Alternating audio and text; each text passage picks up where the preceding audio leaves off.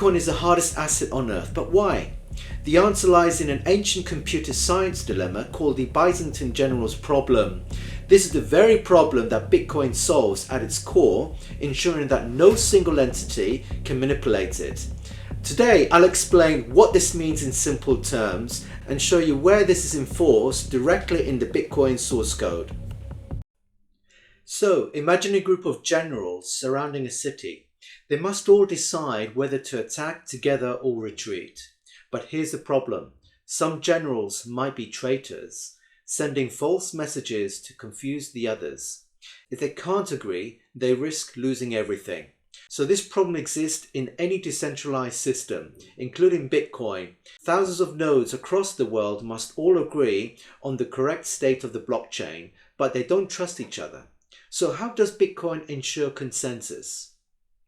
Bitcoin actually solves this problem by using a system called proof of work. Instead of trusting individual nodes, Bitcoin makes them compete to solve complex mathematical puzzles. The first to solve the puzzle gets to add a new block to the chain, and the longest chain with the most work is always considered the true one. This means that an attacker would need to control more than 51% of Bitcoin's mining power to rewrite history, which is an almost impossible task.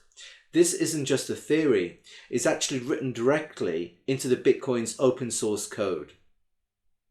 Now here's the list of the key functions and C++ files, which is the actual programming language which actually has authored this open source code for the Bitcoin core GitHub, which is like a programming source code repository. Now you have the links here, so I would encourage you, particularly those that are computer science literates and programmers, to actually investigate these links, which you can also corroborate this by yourselves.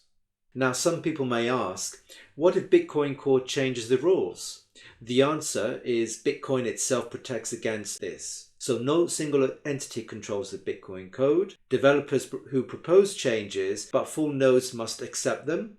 Miners and users must opt into upgrades. If they don't, the changes fail. Now this means even Bitcoin's own development follows the Byzantine general's problem.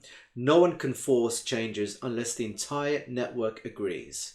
That's why Bitcoin is so resilient.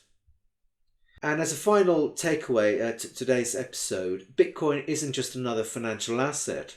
It's a decentralized censorship resistant system that has solved one of the biggest problems in computing, the Byzantine general's problem. That's why it continues to thrive and why many believe it is the hardest asset on earth. Now, if you found this episode useful, please make sure to like and subscribe and also share this video and also drop a comment.